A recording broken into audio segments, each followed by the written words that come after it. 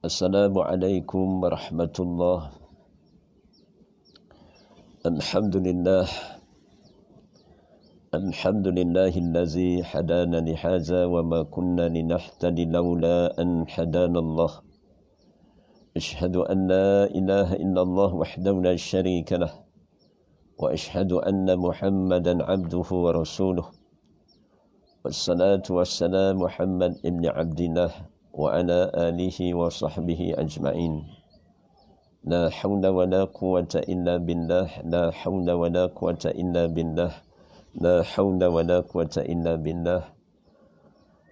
Allahumma aftah alayna hikmataka wa anshur alayna min huzahin rahmatika ya arhamar rahimin. Rabbi syrah li sadri wa yassir li amri wahlul 'uqdatam min lisani yafqahu qawli. Rabbi habli hukma wa alhikni bis salihin. Ya arhamar rahimin ya rabbal alamin.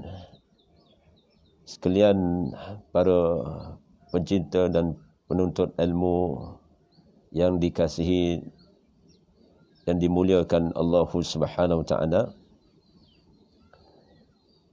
di kalangan ahli keluarga maupun sahabat-sahabat dan kenalan yang dekat maupun jauh yang menyaksikan pertemuan di alam maya ini, mudah-mudahan muqabbalah pertemuan saya dan kita semua di suatu alam yang realiti walaupun dalam kejauhan ini. Saya berada di lokaliti di stay at home, kemudian kalian semua berada di lokaliti ataupun di kediaman masing-masing. Mudah-mudahan insya-Allah berpagi kita dalam pertemuan di alam maya ini, mudah-mudahan mengundang sedapatnya sebagaimana kita dahulukan bertasbih, bertahmid, bertahlil dan bertakbir kepada Allah subhanallah walhamdulillah wa la ilaha illallah wallahu akbar wa la hawla wa la quwata illa billah. Allahumma ighfir lana, Allahumma arhamna, Allahumma rzuqna. Wahai Allah, ampunilah kami. Wahai Allah, rahmatilah kami. Wahai Allah, rezekikan kami. Allahumma inna nas'aluka ilman nafi'a wa rizqan tayyiba wa amalan mutaqabbalah. Cuba sebut doa ini pada lidah masing-masing, kemudian hadirkan hati. Allahumma inni as'aluka ilman nafi'a wa rizqan tayyiba wa amalan mutaqabbala. Wahai Allah, aku mohon ilmu yang bermanfaat, rezeki yang baik dan amalan yang diterima. Allahumma barik lana fima razaqtana wa qina azaban nar. Ya Allah, berkatilah rezeki yang Engkau kurniakan kepada kami dan peliharalah kami daripada azab api neraka-Mu ya Allah. Rabbana atina fid dunya hasanah wa fil akhirati hasanatan wa qina azaban nar. Wa sallallahu ala Muhammadin wa ala alihi wa sahbihi wa barak wa sallam walhamdulillah. Amin ya rabbal alamin. Alhamdulillah, pada pertemuan pada pagi ini kita diambang satu bulan yang penuh barakah. Syahrul Ramadan allazi unzila fihi al-Quran hudan linnas wa bayyinatin minal huda wal furqan. Ramadan, di dalamnya diturunkan Al-Quran, petunjuk bagi manusia, penjelasan-penjelasan ke arah petunjuk. Al-Furqan yang membezakan yang mana yang hak, yang mana yang benar, dan yang mana yang salah, yang batil. Maka pada pagi ini insya-Allah bismillahi awalihi wa akhirihi, sukacita saya memilih satu tajuk yang bagus untuk saya dan kita semua hadam. Bicara ilmu ini, hakikat sebenarnya untuk refresh balik, perlunya persenggaran balik kepada tahap keilmuan saya sendiri dan kita semua. Bagaimana apabila kita menjalani Ramadan insya-Allah dengan izin Allah, dengan takdir, dengan ilmunya, dengan rezeki dari sisinya, InsyaAllah pada tahun ini kita berazam untuk mudah-mudahan penghayatan Ihya Ramadan pada tahun ini adalah Ramadan yang terbaik sepanjang hayat kita. Azamlah pada pagi ini kita bertasdik dalam hati kita, beriltizam. Satu keazaman yang dalam keazaman itu hakikatnya kita memasang niat kita untuk mendatangi Ramadan Al-Mubarak dengan ilmu, dengan iman. Sehingga kita mencapai suatu maksud sebagaimana yang dimaksudkan oleh baginda Nabi SAW. Dalam satu lafaz hadis, qaulih Nabi SAW, man qama ramadanan imanan wahtisaban ghufira lahu ma taqaddama min zambi. Barang siapa menjalani, mengharungi, mengisi Ramadan dengan iman, dengan penuh keimanan dan ihtisab, ini suatu pengharapan yang mana kita mengharapkan apa yang kita buat itu mendapat keredaan Allah, dan kita percaya dan yakin setiap apa yang kita lakukan itu akan diganjarkan dengan imbuhan-imbuhan maupun yang dimaksudkan pahala ataupun suatu yang memberi kesan, sehingga akan niscaya Allah Subhanahu Wa Taala akan ampunkan dosa-dosa yang telah lalu. Jadi pada pagi ini kita bincang sedikit sebanyak tentang kitab yang di depan saya ini, iaitu musannaf kitab ini Profesor Syekh Yusuf Al-Qardawi. Profesor Syekh Yusuf Al-Qardawi ini seorang muallim yang masya-Allah dia merupakan yang dipertua Kesatuan Ulama Sedunia. Ranking pertama yang diberi mandat sebagai yang dipertua Kesatuan Ulama Sedunia, Profesor Syekh Yusuf Al-Qardawi. Ya.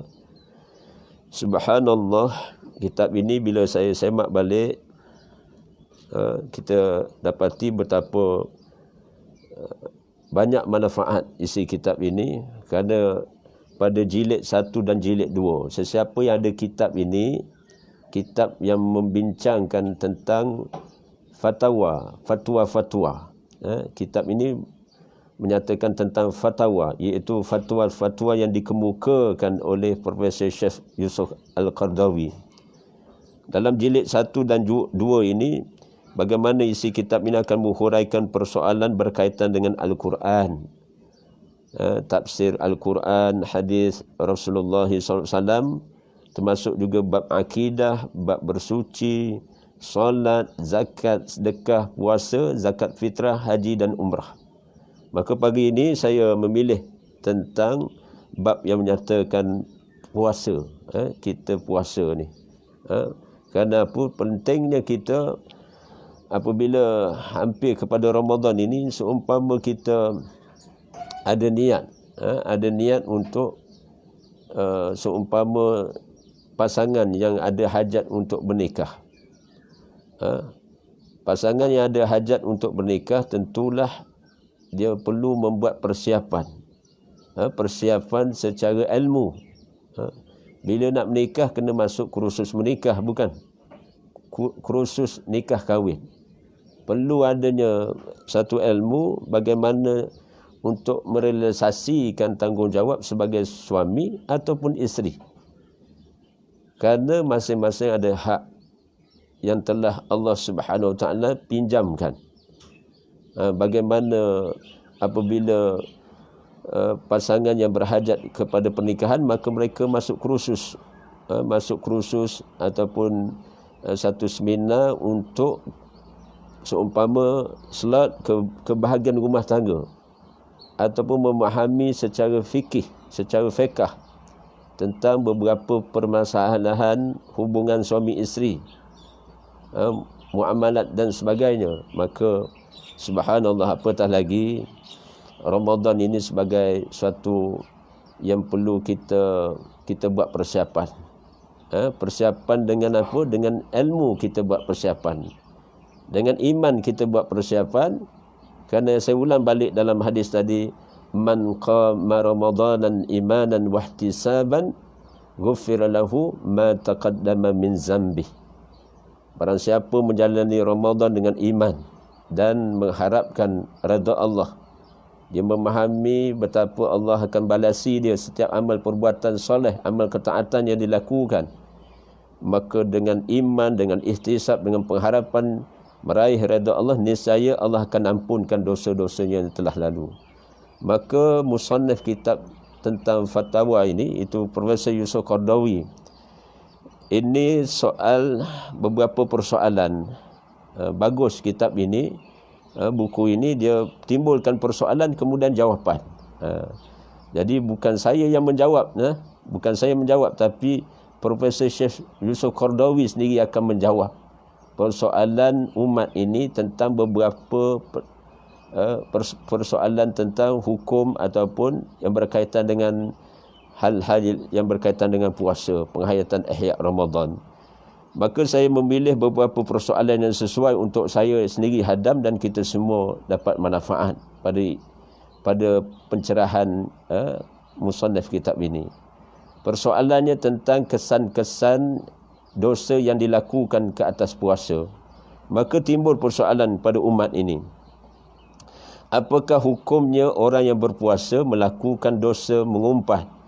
Seumpama mengumpat, dosa seumpama mengumpat, bercakap bohong dan melihat wanita ajnabi dengan syahwah. Apakah sah puasanya? Ini persoalan di antara persoalan yang boleh ditimbulkan ataupun telah dikemukakan oleh kepada yang dipertua Kesatuan Ulama Sedunia ini. Kitab ini dah bertahun-tahun dah, puluhan tahun dah.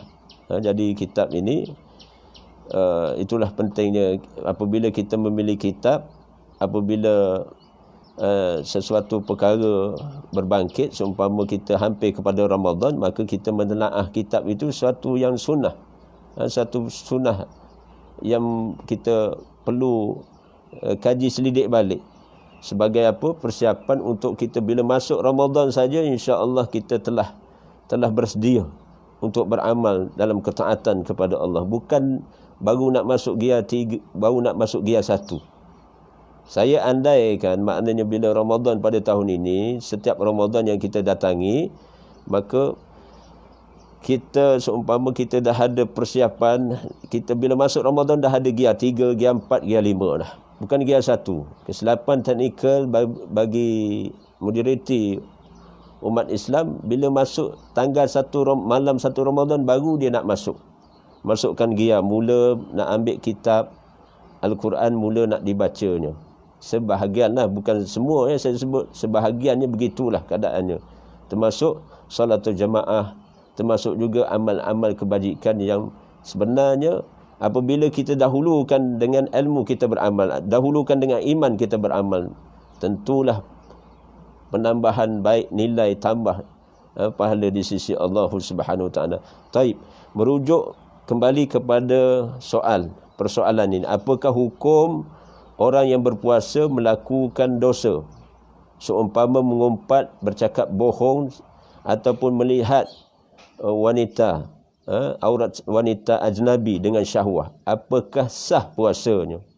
Maka dijawab oleh Profesor Yusuf Qaradawi, menyatakan puasa yang berfaedah yang diterima oleh Allah Subhanahu Wa Taala adalah puasa yang mendidik dirinya, mengukuhkan perasaan untuk melakukan kebaikan dan membuahkan sifat takwa sebagaimana telah Allah nyatakan dalam kitabnya, dalam firman-Nya.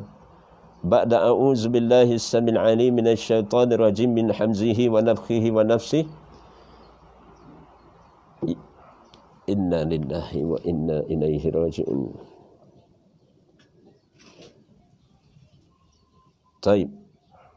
Betapa Allah Subhanahu Wa Taala menyatakan, ya ayyuhallazina amanu kutiba alaikumus siyam kama kutiba alal ladzina min qablikum la'allakum tattaqun. Allah Subhanahu Wa Taala menyeru, wahai orang-orang yang beriman, difardukan ke atas kamu berpuasa sebagaimana telah difardukan, diwajibkan ke atas orang-orang terdahulu daripada kamu. Mudah-mudahan saya dan kita semua mencapai maqam takwa. Harap-harap puasa yang kita jalani itu mencapai suatu maksud, pengertian hakikat takwa yang kita akan dapat. Kesan daripada kita dengan izin Allah, dengan ilmu Allah, apabila menghayati amalan puasa itu dengan iman, dengan ilmu, insya-Allah dia melahirkan suatu rasa, iaitu sifat takwa kepada Allah Subhanahu Wa Taala. Takwa ni tidak ada siapa yang dapat menilainya. At-taqwa hahuna, takwa ni ada di hati, di kalbu ni, bersifat batin.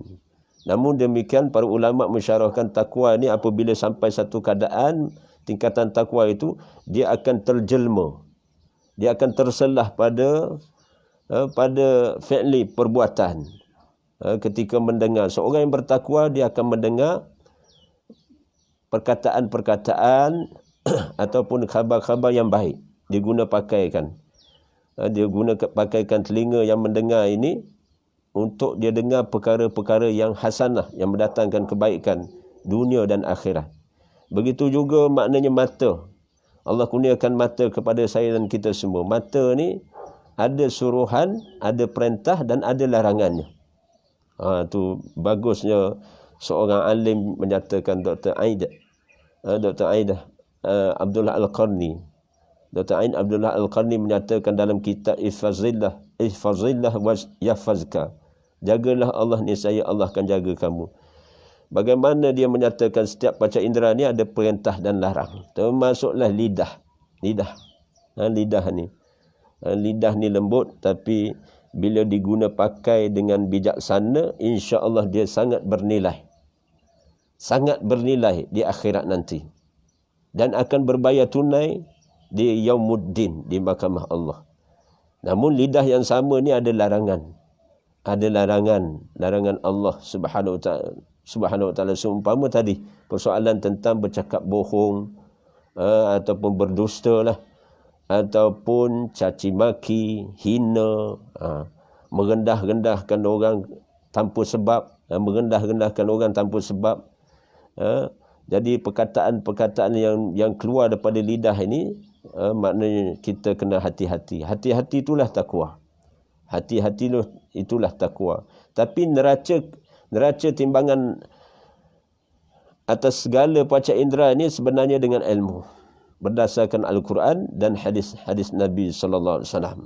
Taib, dinyatakan bagaimana orang yang berpuasa wajib menjaga kata-kata ataupun tingkah lakunya daripada perkara yang boleh merosakkan. Inna lillahi wa inna ilaihi raji'un.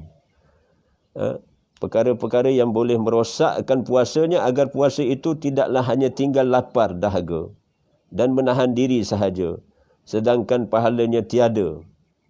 Ni. Bukankah ada suatu lafaz hadis Nabi sallallahu alaihi wasallam disebut dalam satu pernyataan berdasarkan riwayat Al-Bukhari wal Muslim. Saya bagaimana dinyatakan tentang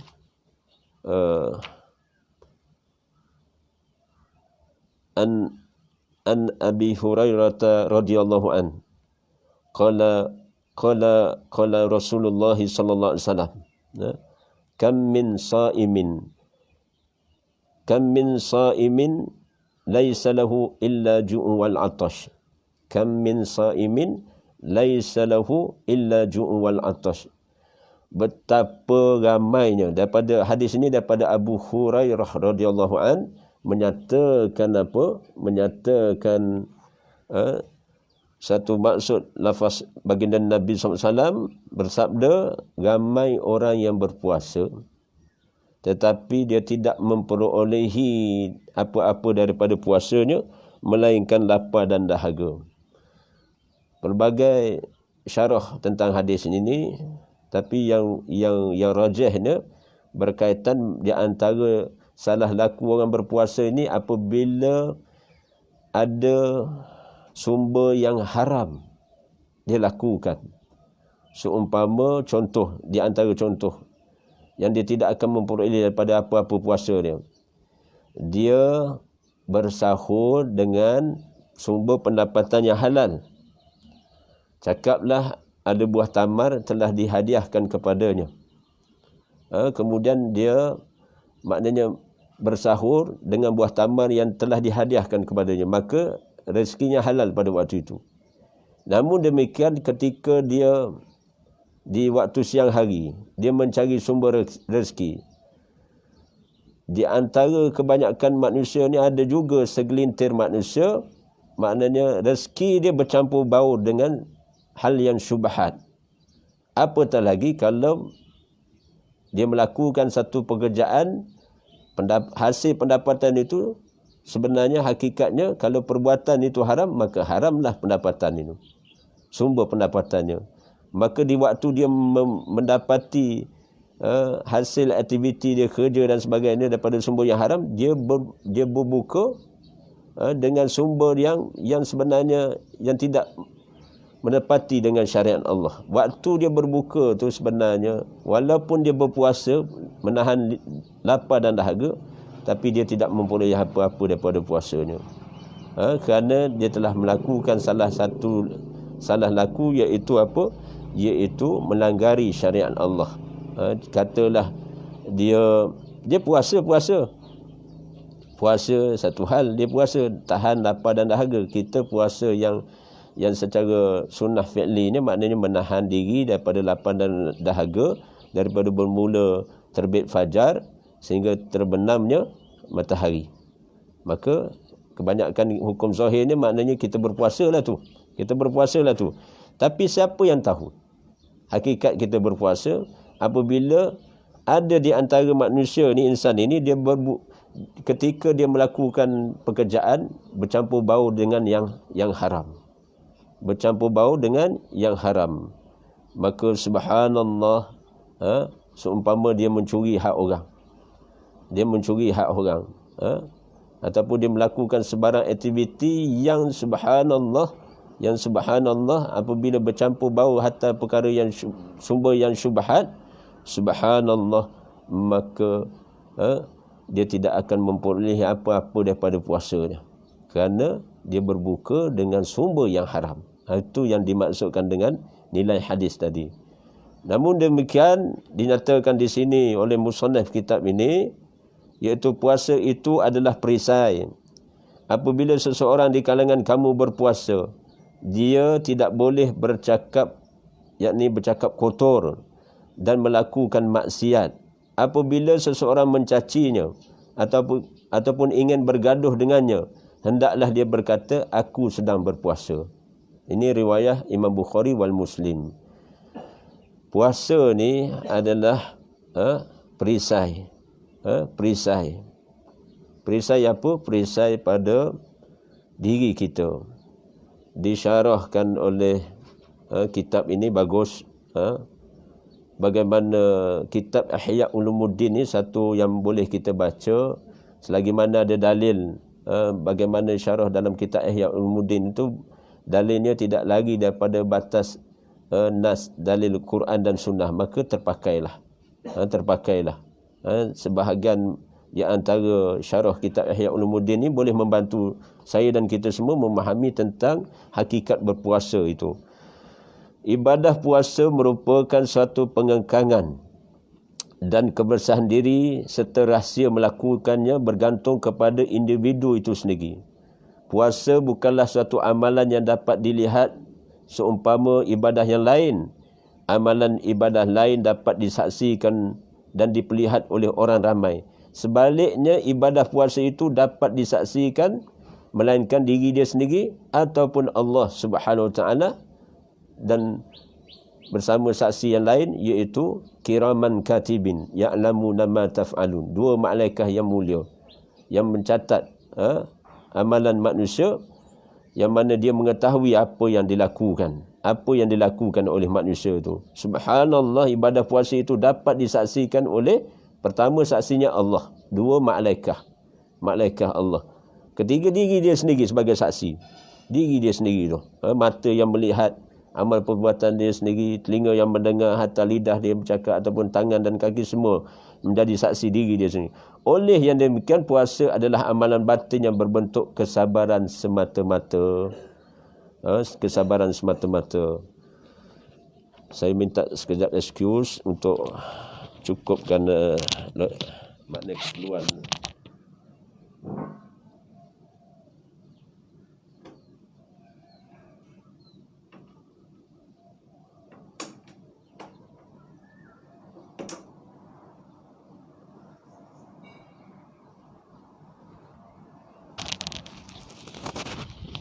Bismillahi awalihi wa akhirihi. Taib. Bagaimana dalam syarah kitab Ihya Ulumuddin ini dapat membantu kita bagaimana Allah Subhanahu wa taala mengurniakan nikmat yang amat besar kepada seluruh hamba-Nya. Allahu Rabbi, alhamdulillah, alhamdulillah, summa alhamdulillah. Kenikmatan demi kenikmatan telah Allah bentangkan. Hakikat sebenarnya di antara kenikmatan yang Allah berikan, iaitu Allah Subhanahu wa taala berikan satu amalan yang boleh diguna untuk menolak tipu daya syaitan yang berusaha untuk mengecewakan angan-angan manusia dan untuk mematahkan segala pujuk rayu syaitan. Amalan yang dimaksudkan itu adalah amalan, iaitu ibadah berpuasa. Amalan itulah di antara benteng dan perisai bagi sekalian para pencinta ilmu ataupun pengamal amalan-amalan sunnah, yang merupakan sebenarnya dia akan menatijahkan kita sebagai hamba kepada Allah, bukan hamba kepada nafsu, bukan hamba kepada syaitan, bukan hamba kepada madiyah. Dan bagaimana telah ada satu lafaz daripada sabda Nabi sallallahu alaihi wasallam, as-siyamu nisfu sabru, as-siyamu nisfu sabru. Puasa adalah separuh daripada kesabaran. Imam Tirmizi dan disebut oleh Ibnu Majah. Subhana rabbiyal azim. Maknanya puasa ni hakikat sebenarnya adalah suatu sebahagian daripada kesabaran. Kesabaran. Apabila berpuasa kita kena sabar mengekang nafsu syahwah, termasuk juga tidak boleh bercakap bohong, berdusta, cakap kotor, melakukan maksiat, ataupun menggunakan lidah dengan caci maki tadi, termasuk bergaduh. Jadi bila masuk puasa ni sebenarnya kita akan dapati bagaimana, kita lihat satu sandaran hadis yang lain pula.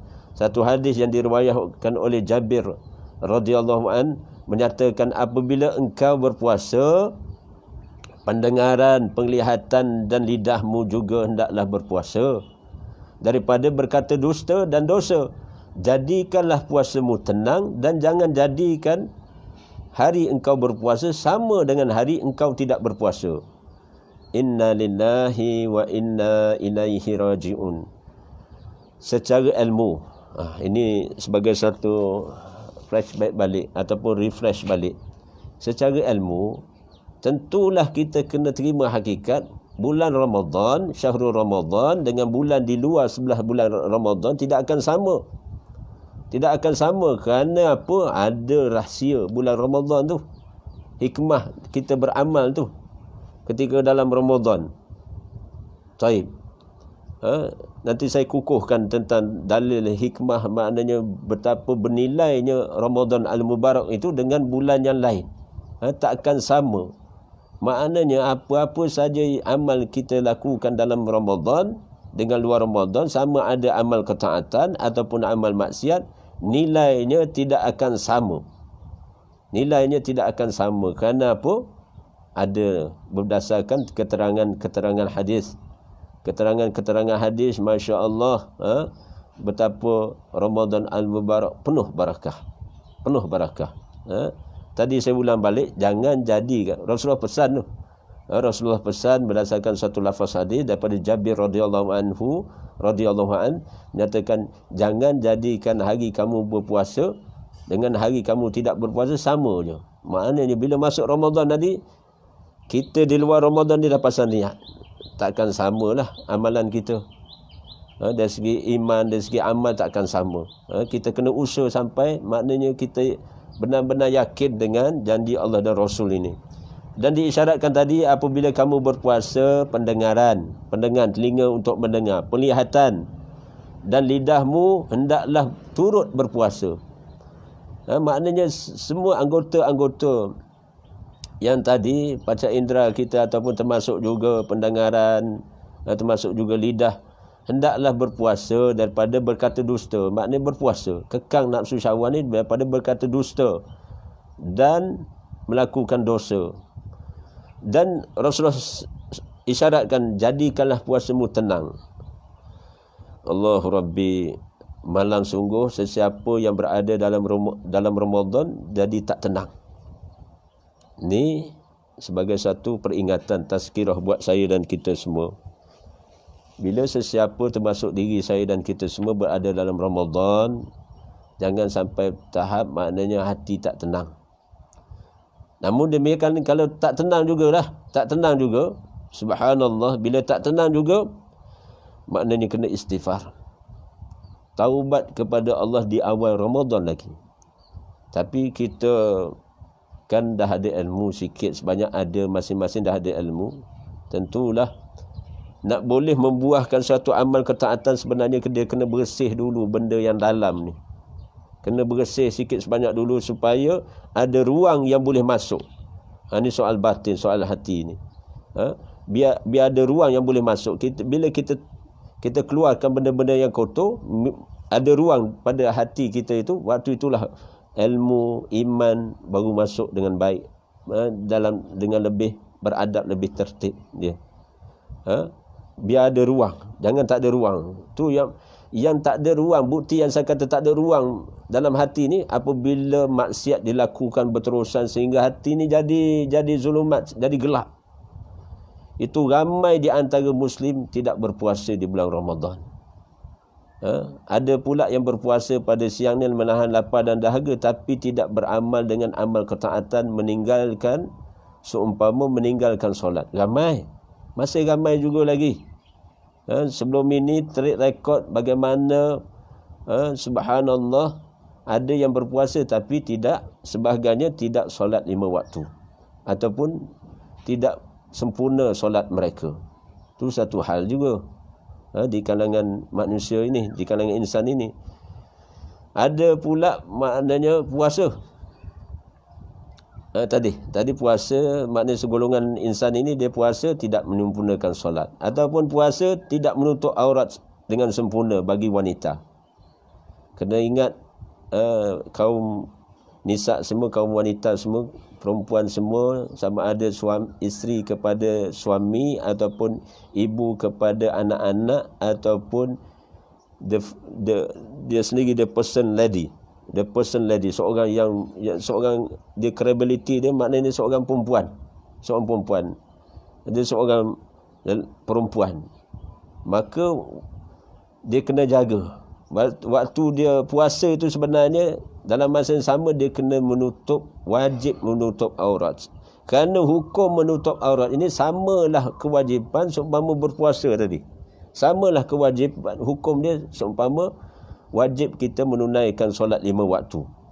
Solat 5 waktu, hukum dia apa? Fardu, yakni wajib. Puasa, apabila masuk Ramadan 30 hari puasa, hukum dia apa? Hukum dia wajib. Jadi dalam masa yang sama juga kefarduan, kewajiban atas perempuan itu, maknanya bab aurat. Aurat ini bab tutup aurat. Tutup aurat, dia kena tutup, maknanya kepala dia, rambut dia daripada tidak dilihat oleh lelaki ajnabi, lelaki yang bukan mahram dia, Termasuk juga ada pula style fashion sekarang ni, tutup rambut, tapi maknanya ada juga yang pakai baju lengan pendek, ataupun tidak sempurna lah, tidak sempurna. Allah Rabbi. Termasuk maknanya sama ada pakaian ataupun bahagian atas ataupun bahagian bawah. Kena sempurnakan bagi wanita semua. Subhanallah. Sebenarnya bila kalian memenuhi syariat Allah, sebenarnya itulah tanda takwa. Bila kalian seorang perempuan ataupun muslimin memenuhi perintah Allah, meninggalkan larangan Allah. Antara larangan Allah ini iaitu ditegahnya wanita tidak menutup aurat. Ditegahnya, dilarang wanita kena menutup aurat. Jangan buka aurat ini. Walaupun maknanya apatah lagi dalam Ramadan. Tu saya sebut tadi, mukadimah tadi. Amalan dalam Ramadan, ketika Ramadan dengan luar Ramadan tak akan sama. Sama ada amalan ketaatan ataupun amalan maksiat. Maksiat pun akan berganda-ganda. Apatah lagi kalau dia ada ilmu. Dia ada ilmu, kemudian dia tidak beramal dengan ilmu yang dia ada, kemudian dia melakukan maksiat. Maka maksiat dilakukan dalam Ramadan tak akan sama dengan luar Ramadan, di sebelah bulan yang lain. Begitulah juga amal ketaatan seumpama solat fardu. Bukankah solat fardu ini digandakan dengan 70 kali ganda. Solat sunnah ataupun amalan sunnah digandakan dengan seumpama diganjarkan fadail amal seumpama ganjaran kefarduan, solat yang wajib digandakan. Bayangkan Allahu Rabbi, sesiapa yang tertib melakukan seumpama solat sunnah 12 rakaat, 12 rakaat yang dilakukan oleh Rasulullah SAW ketika bermukim, maknanya secara sehari semalaman, yang sebagaimana Rasulullah sebut dalam satu diriwayahkan oleh Imam Muslim, yang menyatakan apabila tidak seorang Muslim, apabila riwayah Imam Ahmad ke Imam Muslim menyatakan apabila tidak seorang Muslim apabila dia mendirikan 12 rakaat solat sunnah sehari semalaman, maka dia akan dibina ganjaran mahligai syurga di satu mahligai di dalam syurga Allah dibina untuknya. Kenapa? Dia tertib melakukan 12 rakaat solat sunnah. Saya nak masukkan apa solat sunnah tu biasanya dilakukan di luar Ramadan. Bila masuk Ramadan, tentulah gandaannya lebih berganda. Bagi yang masih bertanya-tanya di mana 12 rakaat itu, saya ulang secara sepintas lalu ini, iaitu 2 rakaat solat sunnah fajar. 2 rakaat solat sunnah di waktu fajar. Sebelum mendirikan solat sunnah, solat fardu subuh. 2 rakaat itu. Bermula dengan 2 rakaat itu, kemudian 4 rakaat qabliyah zuhur, yakni 4 rakaat sebelum mendirikan solat fardu zuhur. Kemudian ba'diyah zuhur, 2 rakaat setelah mendirikan apa? Mendirikan solat fardu zuhur. Maka dah ada berapa dah tu? 2 subuh, 4 sebelum zuhur, 2 selepas zuhur. Jadi dah berapa? Dah 8. Tinggal 4 lagi. Yakni 2 rakaat setelah fardu maghrib dan 2 rakaat setelah fardu isyak. Maknanya ba'diyah maghrib dan ba'diyah isyak. Maka 14 rakaat itu. Jadi tarbiyah di ambar Ramadan ini sebenarnya bagi siapa yang belum melazimi ataupun tenggelam timbul, maka latih.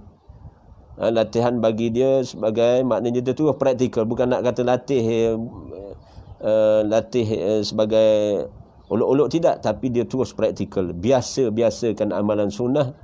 Apabila masuk Ramadan, bayangkan amalan sunnah itu digandakan berlipat kali ganda, digandakan seumpama melakukan kefarduan, kewajiban, amalan kewajiban kepada Allah, yakni seumpama solat fardu.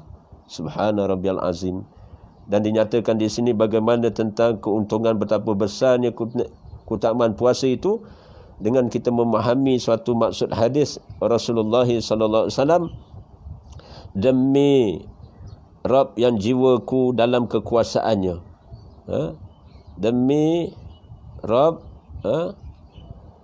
yang jiwaku dalam kekuasaannya, sabda Nabi SAW, adalah bau mulut seorang yang berpuasa itu adalah lebih harum di sisi Allah daripada kasturi. Allah Subhanahu Wa Taala berfirman dengan maksud dalam satu hadis qudsi.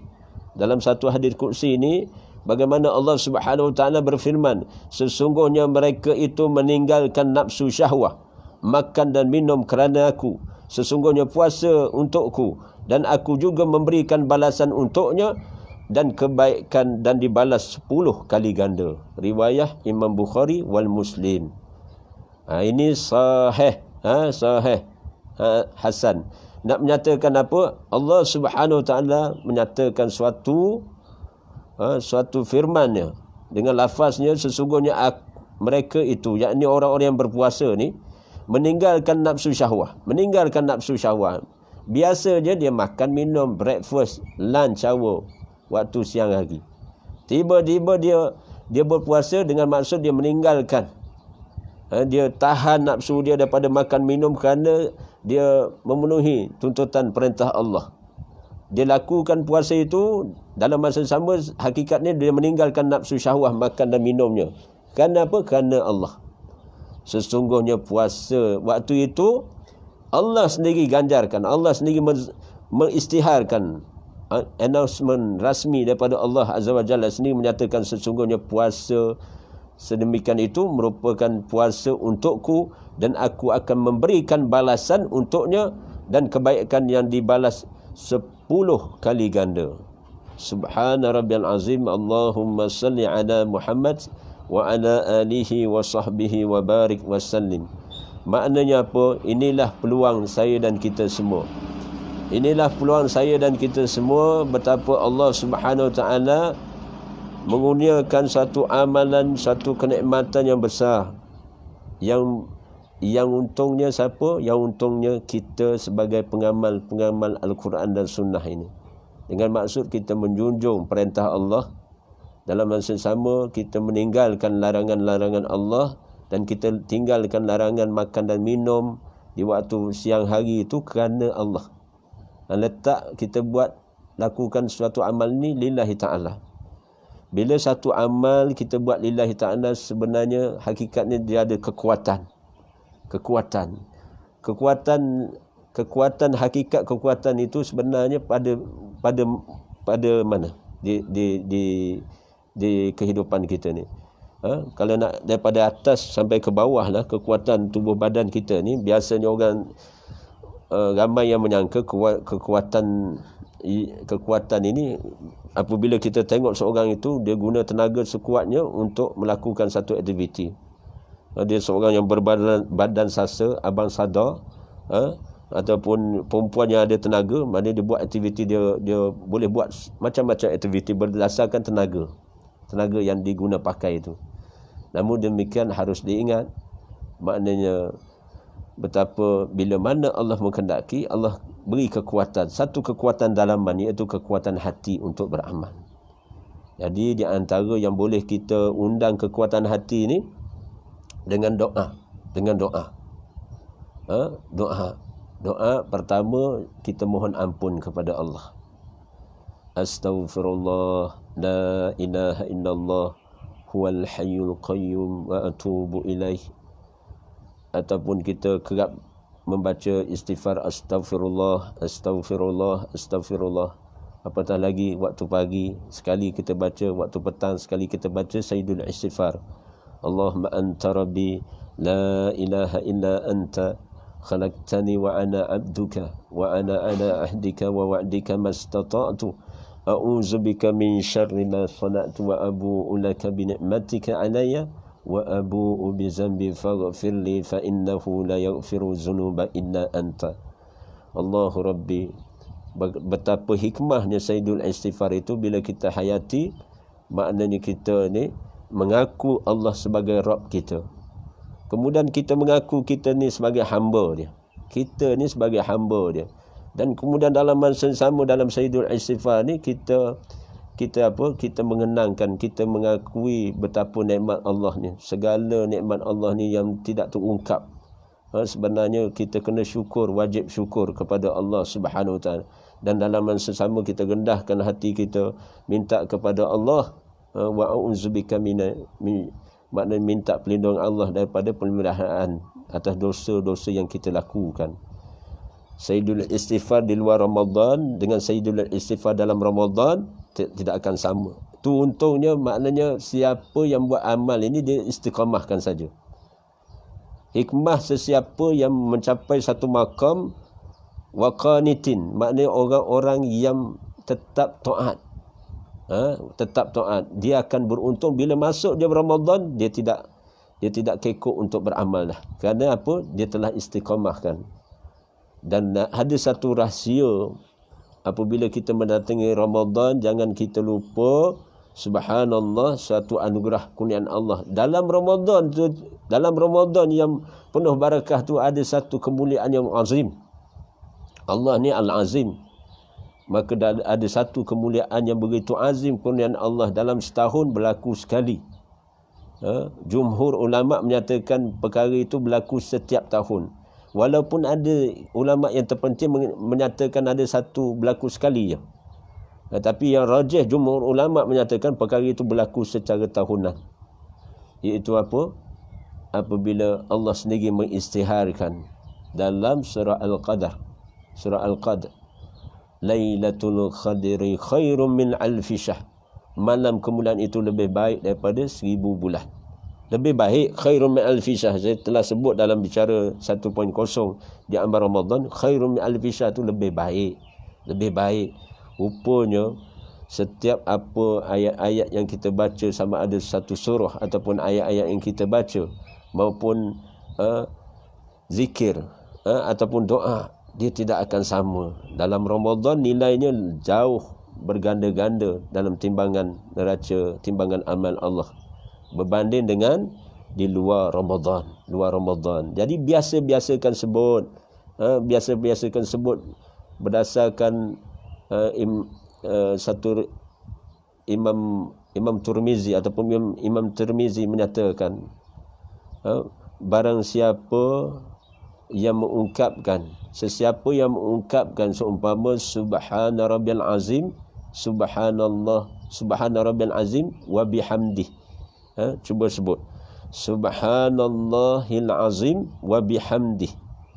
Hadis ini mengisyaratkan Rasulullah menyatakan sesiapa yang mengucapkan subhana rabbil azim, maha suci Allah yang maha agung, wa bihamdih, dan segala pujian baginya, bagi Allah, maka akan ditumbuhkan di dalam syurga kelak, iaitu di dalam syurga ini akan ditumbuhkan pohon, yakni pokok tamar, pokok kurma.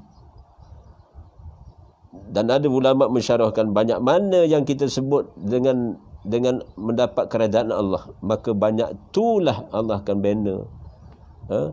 Bukan lagi pokok, ada taman, ada ladang kurma di dalam syurga Allah. Kenikmatan bagi sesiapa yang baca, hadirkan hati.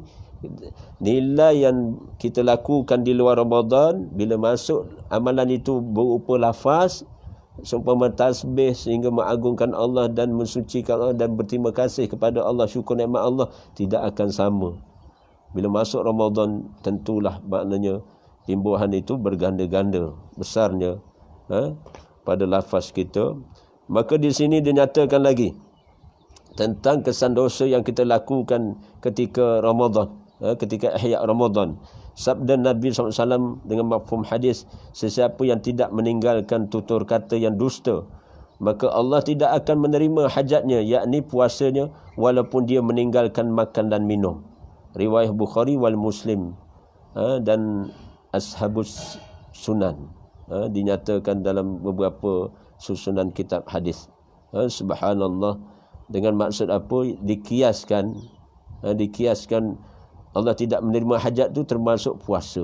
Allah tidak menerima puasa seorang walaupun dia meninggalkan lapar dan dahaga, termasuk yakni makan dan minum, tapi dia tidak meninggalkan tutur kata yang dusta, yakni berbohong. Jadi kena ingat dalam Ramadan, luar Ramadan kena latih jangan bercakap bohong, jangan bercakap dusta. Jangan cakap berbohong.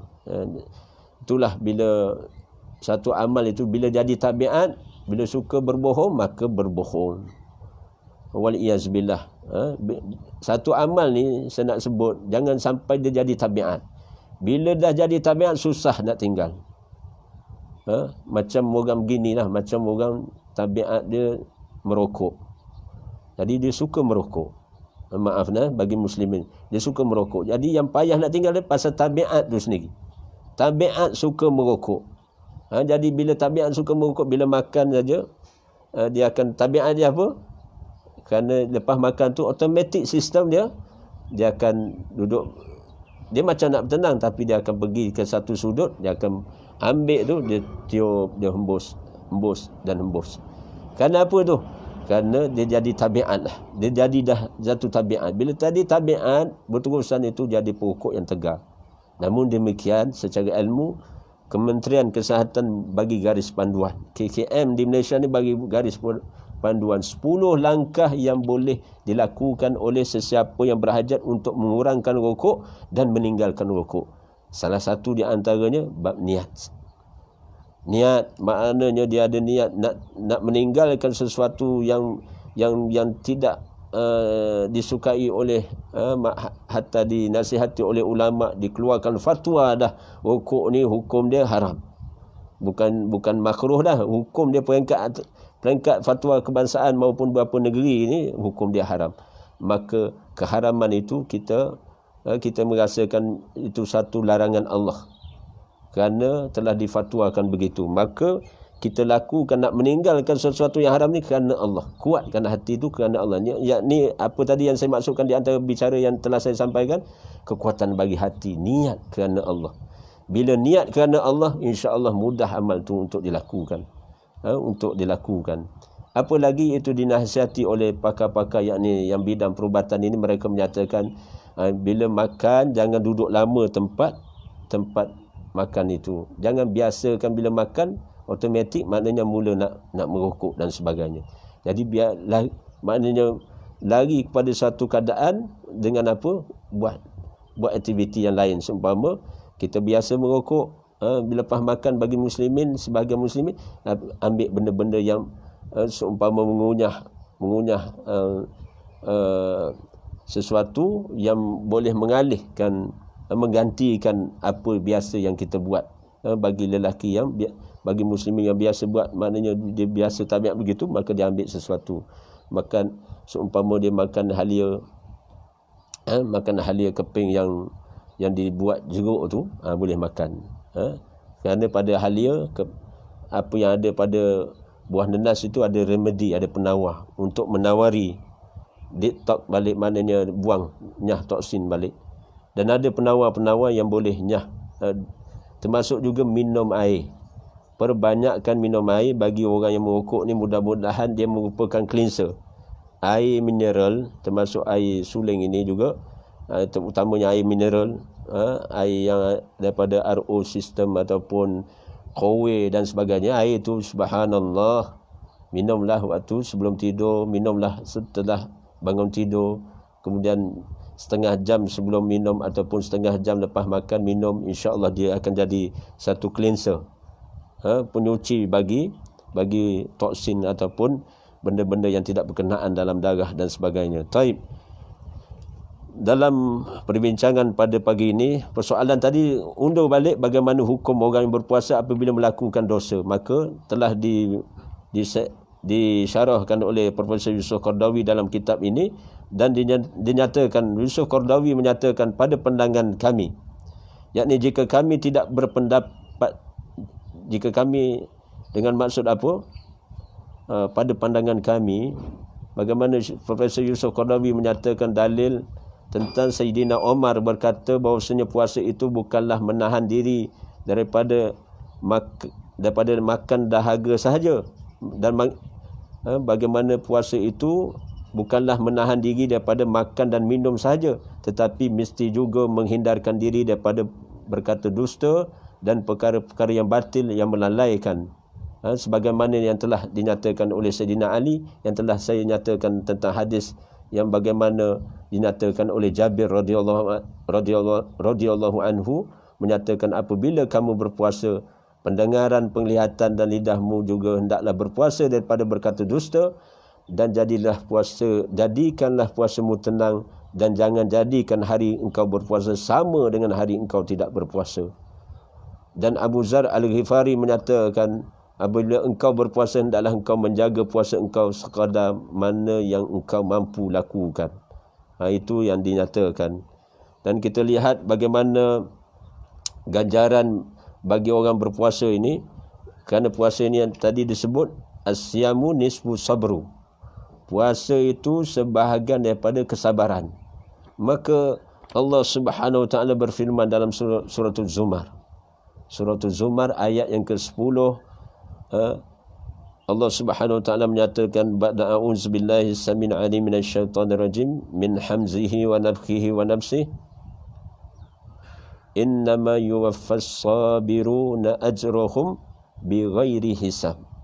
Sesungguhnya orang-orang yang bersabar sahaja yang akan disempurnakan pahala mereka dengan tidak terkira. Dalam surah Az-Zumar. Bagaimana Allah nyatakan sungguh-sungguh, bukan bergurau ni. Allah nyatakan rasmi, innama yuwaffas sabirun. Iaitu sesungguhnya orang-orang yang bersabar sahaja. Na ajruhum bighairi hisab. Yang akan disempurnakan pahala mereka dengan tidak terkira. Maknanya orang yang sabar. Orang yang sabar, Allah akan hisab. Allah akan hisab sehisab-hisabnya. Kerana yang menghisab kesabaran itu tak ada siapa yang mampu melainkan Allah. Al-Hasib. Kan ada dalam suratul Fusilat. Setelah Allah nyatakan apa?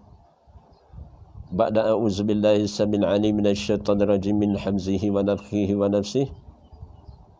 Wa man ahsanu qawlan mimman da'a ila Allah wa amila salihan wa qala innani minal muslimin.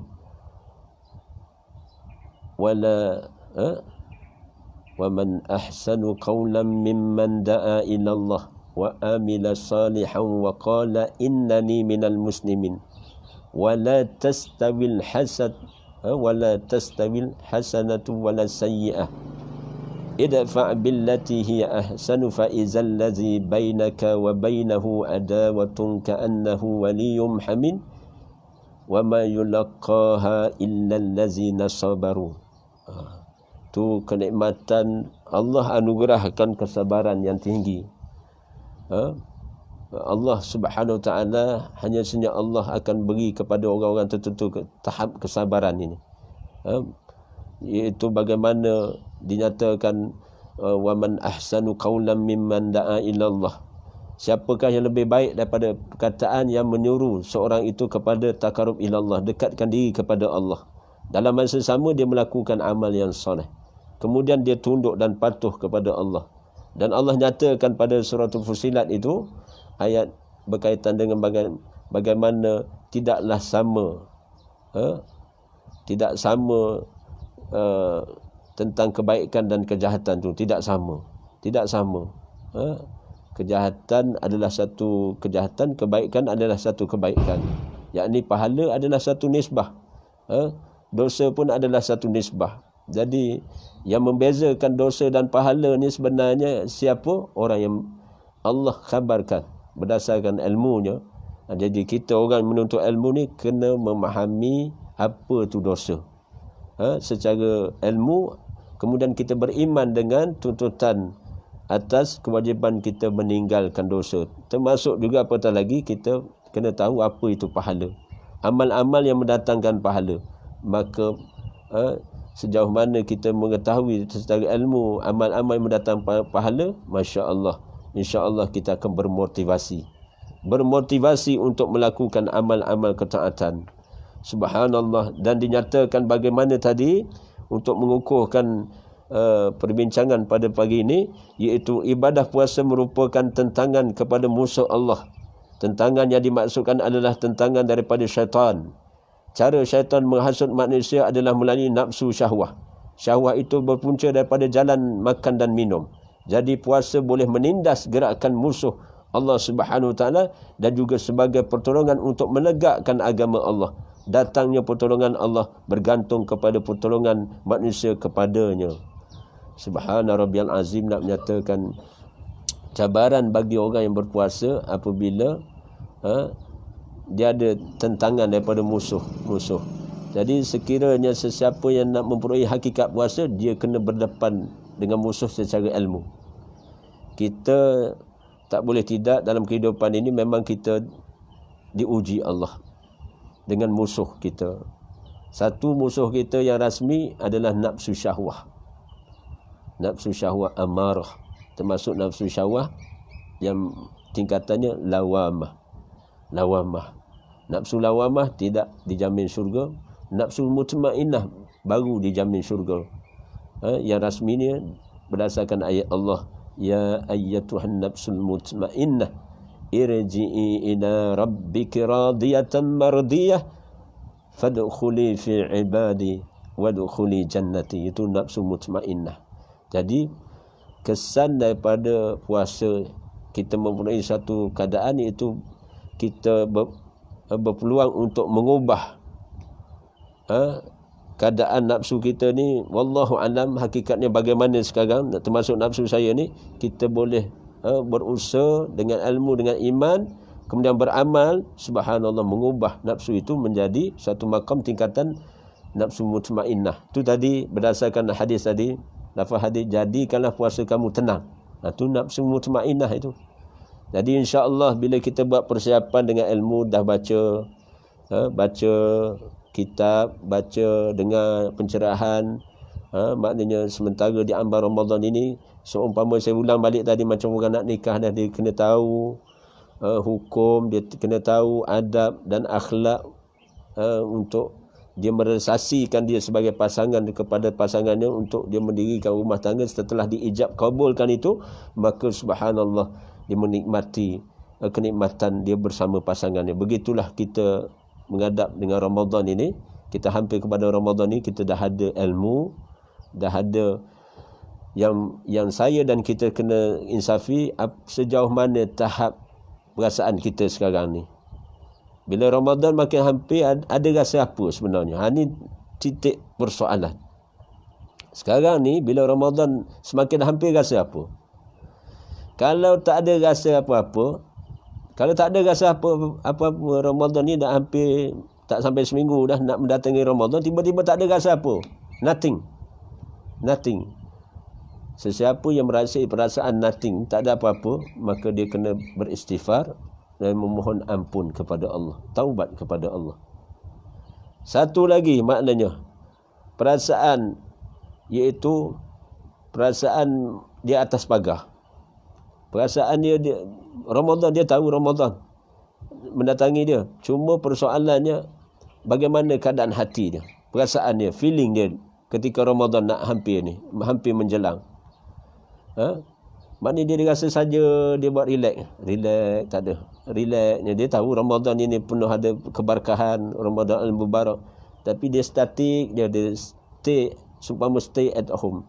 Stay at home ni insya-Allah dia ada nilai. Sesiapa yang berilmu, dia menggunakan stay at home ni, maknanya dia dengan amal-amal ketaatan, dia boleh. Contoh di antara amal ketaatan yang boleh dilakukan ketika stay at home ini, selama ni saya busy, I am busy man. Tiba-tiba Allah staykan kita at home, maknanya di kediaman masing-masing. Rupanya Allah nak beri peluang kita berkhalwah dengannya. Termasuk kita boleh duduk dalam keadaan, maknanya qiyam dan maupun duduk dalam keadaan menepati dengan ayat Allah, allazi yazkurunallaha qiyaman wa qu'udan wa ala junubihim wa yattafakkaruna fi khalqis samawati wal ard. Iaitu orang-orang yang mengingati Allah sambil qiyam diri, yakni ketika solat maupun ataupun di luar solat, kita boleh mengingati Allah. Kita keluarlah sikit, bukan nak suruh duduk dalam rumah aja, keluar sikit dekat halaman rumah tu. Jadi bila tengok alam ini, sumber rezeki kepada saya dan kita semua, tengok alam ini, ada satu beberapa pembendaharaan syurga Allah dihantar kepada saya dan kita semua, iaitu berdasarkan sebuah hadis, betapa Allah Azza wa Jalla telah memberi pinjam, menghantar pembandaran syurga Allah, yakni kalimah la haula wala quwata illa billah. Tidak ada daya upaya melainkan kekuasaan Allah. Bila kita tengok langit ni tinggi, kita sebutlah subhana rabbil a'la, maha suci Allah yang maha tinggi. Tadi boleh kita gandingkan dengan la haula wala quwata illa billah. Nak menghadapi coronavirus ni pun la haula wala quwata illa billah. Tidak ada daya upaya melainkan kekuasaan Allah. Saya tertarik dengan satu nukilan show daripada seorang alim menyatakan, cuba elak kita guna perkataan kita lawan coronavirus. Kita lawan. Kita berdepan, seumpama kita berdepan dengan musuh, kita lawan. Kita lawan. Jadi bagus juga pandangan seumpama ni, dia mengingatkan kita kena hemah. Kita kena hemah kerana sikap hemah ataupun hati-hati itu lebih menepati dengan apa yang bagaimana Rasulullah SAW, akhlak Rasulullah SAW apabila sesuatu musibah mendatangi. Ketika hayat baginda Nabi SAW, baginda Nabi SAW sungguh memahami hakikat itu adalah puncanya daripada Allah Subhanahu Wa Taala. Sama ada perkara itu bersumber ataupun dia punya kehendaknya berdasarkan aturan tentera Allah, ataupun maknanya sesuatu yang Allah izinkan berlaku.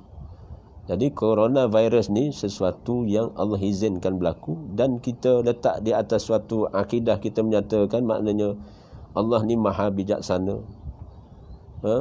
Bila dia datangkan sesuatu fitnah, dia ada timbal balik, positif negatif, positif negatif. Dan banyak mana yang negatif, banyak mana positif tu kita secara ilmu yang ambil perkiraan itu. Iaitu maknanya bila pada orang yang berilmu, bagi orang yang beriman, dia bawa bertenang. Tentu banyak hikmah daripada yang dengan maksud tersirat daripada tersurat. Ketahuilah kita, subhanallah, saintis sedang buat kajian ni, telah menyaksikan sekarang ni fenomena kejadian alam ini, lapisan ozon di bumi ni makin menebal. Kesan daripada maknanya ada sekatan aktiviti manusia sekarang ni, selama lebih hampir sebulan berapa bulan ini, dihadkan pergerakan di seluruh dunia. Lebih hampir 200 negara telah mengenai coronavirus ni, maka aktiviti manusia terhad. Kereta-kereta dihadkan pergerakannya, kilang-kilang ditutup sebahagian besarnya, dan operasi tertentu dihadkan, berhentikan. Maka natijah pada itu sebenarnya alam ini adalah satu anugerah Allah. Rupanya manusia selama ini dalam sedar tak sedar dia membangunkan muka bumi Allah ni ada kadang-kadang terlebih dos. Terlebih dos. Dia cuba guna pakai. Sedangkan bumi ni adalah amanah Allah. Termasuk badan kita lah, termasuk badan saya, jasad saya, kesihatan saya, kita semua. Tubuh badan kita amanah Allah, kita kena jaga. Kena jaga. Kalau kita buat lebih kurang pada badan kita, begitulah manusia ni buat lebih kurang pada bumi ni sendiri akan bayar tunai. Allah izinkan perkara itu berlaku. Begitu juga manusia ni, dia reka cipta, Allah izin dia melakukan itu ini. Akhirnya semua itu patah balik kepada maknanya kesan kepada manusia juga.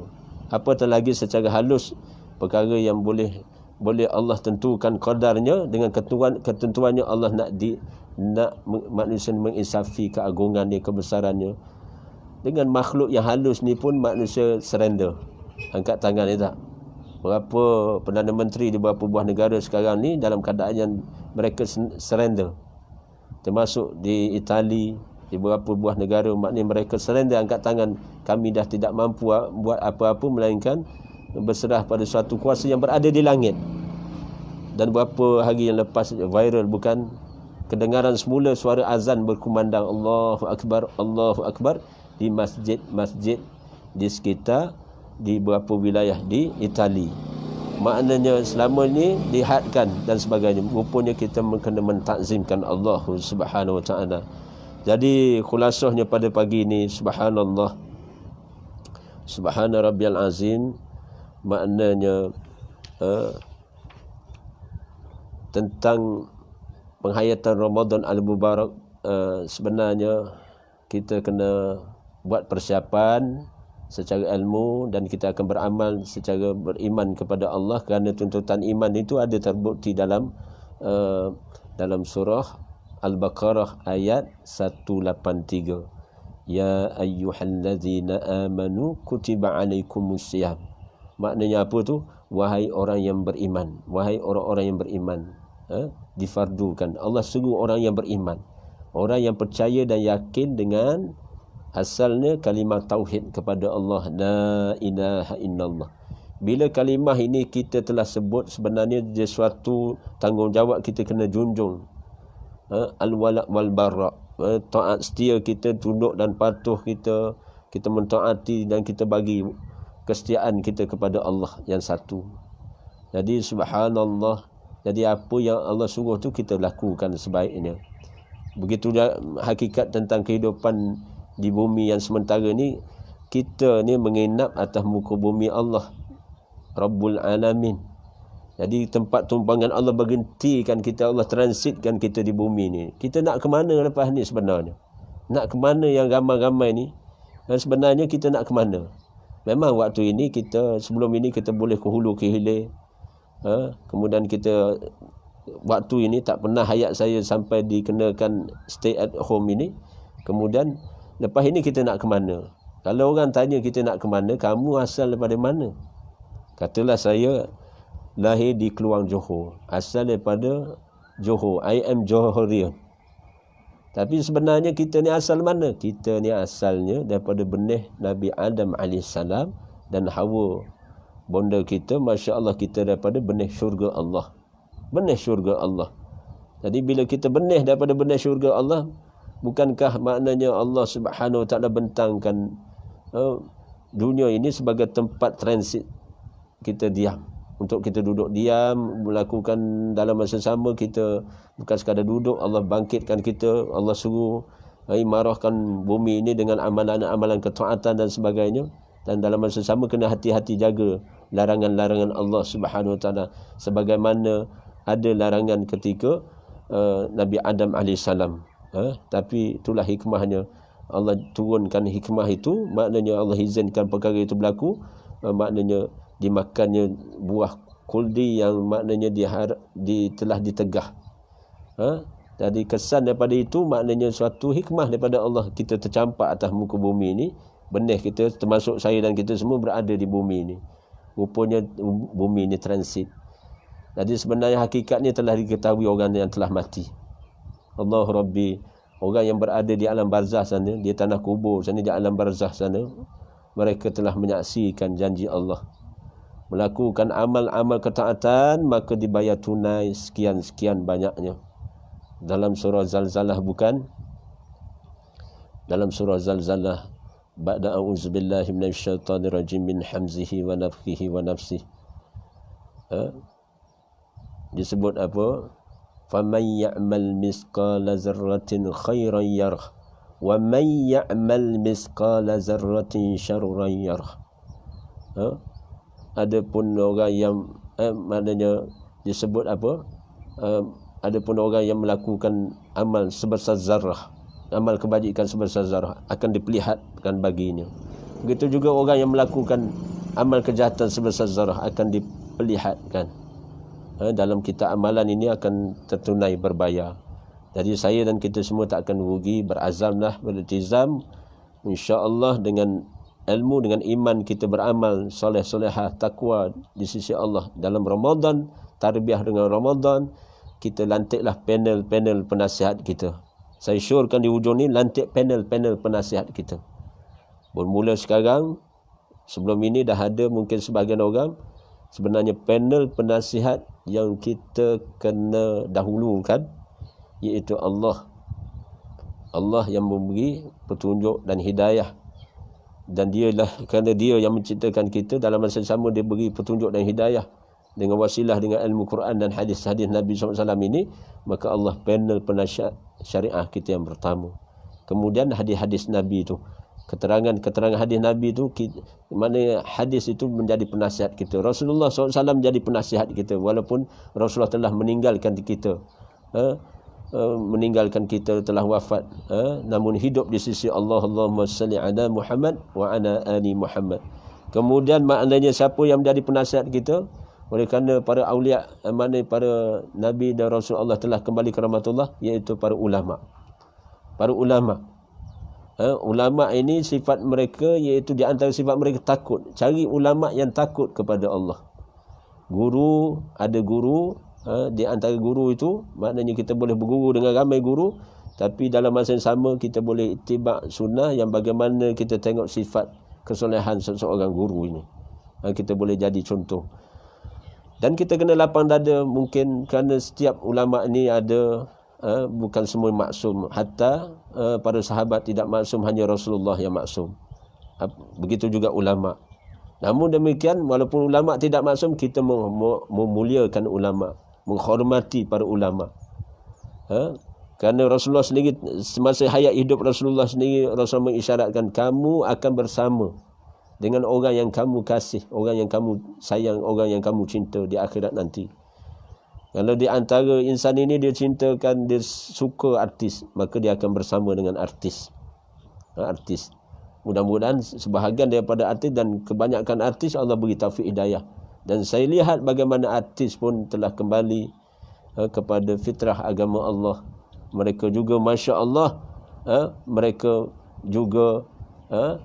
juga maknanya mendengar nasihat-nasihat, maknanya orang-orang yang mereka perlukan bimbingan, Masya Allah mereka juga menasihat, mendengar nasihat. Jadi kita kalau artis pun berubah, ini kan pula kita, kita ni maknanya insya Allah, Allah tenangkan kita dengan taufik dan hidayah Allah, kita boleh fikir dengan waras.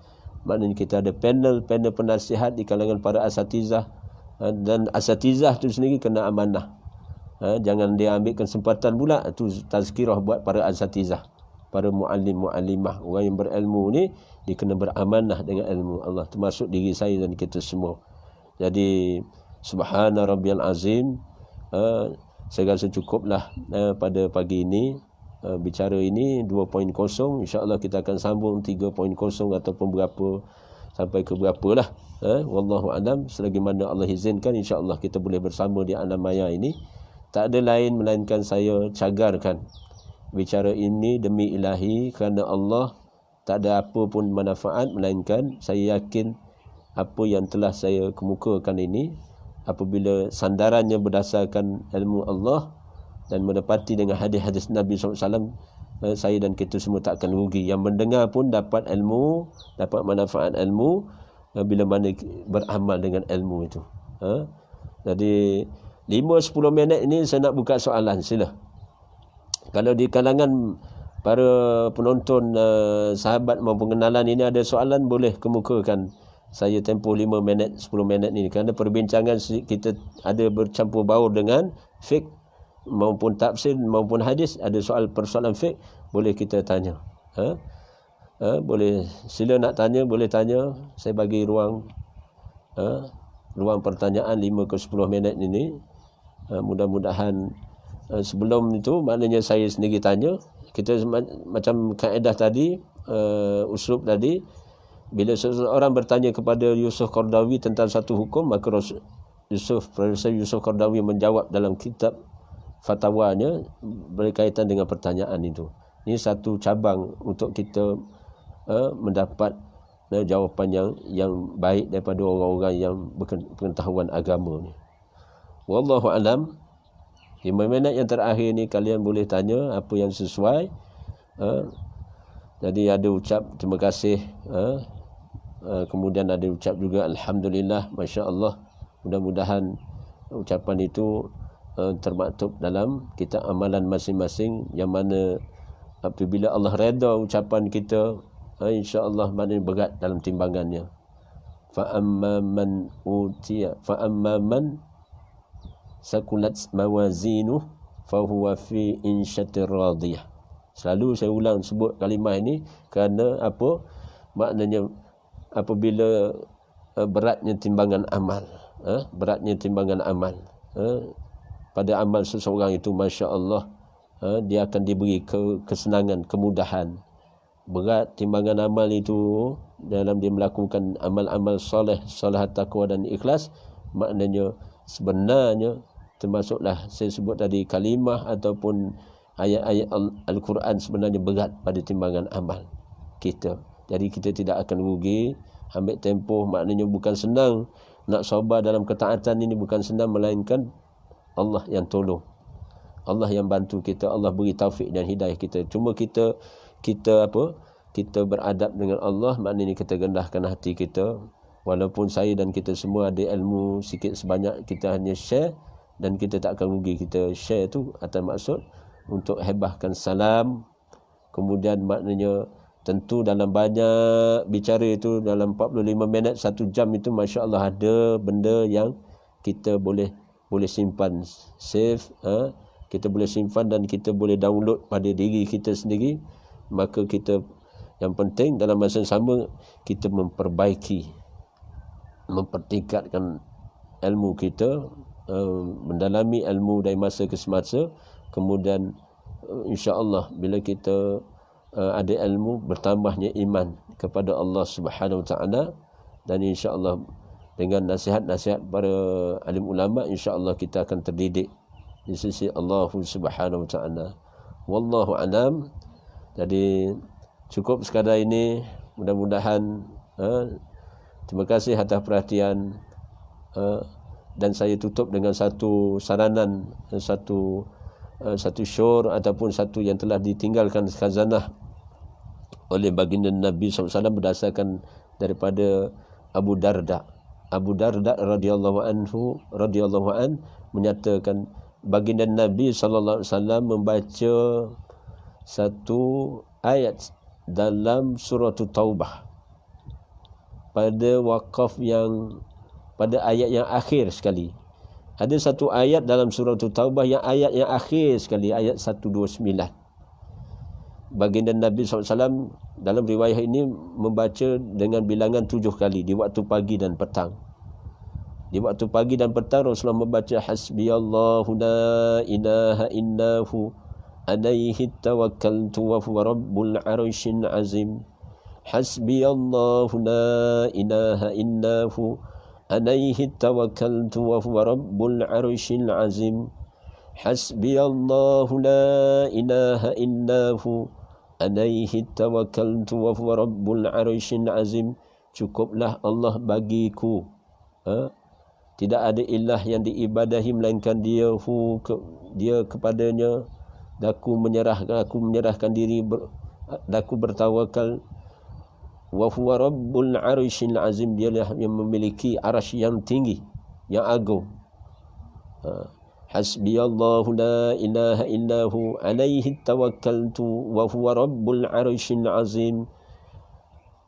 Tentang bagaimana Rasulullah dalam hadis ini, sesiapa yang membaca dengan lafaz ini, maka dengan bilangannya tertib 7 kali pada waktu pagi dan petang, maka Allah akan maknanya hilangkan kebimbangan maupun kesedihan dalam hatinya. Kerana apa tadi? Tauhid dia kepada Allah. Cukuplah Allah sebagai satu sandaran. Apabila kita menghadapi salah satu di antara ujian dugaan dalam kehidupan kita ini, maka kita sandarkan kepada Allah. Kita nampak segala-galanya Allah, tempat bergantungan harap kita kepada Allah. Tidak ada ilah yang kita ibadahi melainkan dia. Wa huwa rabbul arsyil azim, dia maha mempunyai arasy yang maha tinggi. Jadi amal surah Taubah ni ayat 129, pada waktu pagi dan petang baca dengan kehadiran hati, faham harfiah ayat, lihat. Kalau siapa yang ada kitab tafsir, dia boleh tengok syarah ayat 129 dalam surah Taubah itu, baca pada waktu pagi dan petang 7 kali. InsyaAllah akan berlaku hikmah. Hikmahnya apa? 1, dia dekat dengan Allah. 2, bila kita qasadkan begitu, insya-Allah Allah akan menuruti sangkaan kita. Allah menuruti sangkaan baik hamba-Nya. Maka kita yakin, kita bertawakal kepada Allah. Setelah kita berusaha, kita bertawakal kepada Allah, dan kita yakin dia mempunyai arasy yang maha agung. Arasy Allah ni begitu azim, dan Allah azim. Jadi Allah mengatasi semua kekuatan maupun semua pengaruh yang memberi manfaat mudarat hanya pada Allah. Jadi siapa yang sakit, siapa yang bimbang, siapa yang rasa sempit dada kerana kekurangan harta dan sebagainya, maka dia bacalah wasilah dengan ayat ini. Cukuplah atas apa yang telah disampaikan kepada Allah. Saya memohon maghfirah. Kita bertasbih dan bertahmid. Subhanallah walhamdulillah wa la ilaha illallah wallahu akbar wa la hawla wa la quwata illa billah. Allahumma ighfir lana, Allahumma arhamna, Allahumma rzuqna. Wahai Allah, ampunilah kami, wahai Allah rezekikan rahmatilah kami, dan wahai Allah rezekikan kami. Cukup. Terima kasih atas perhatian. Wabillahi taufiq wal hidayah. Wassalamualaikum warahmatullahi wallahu a'lam.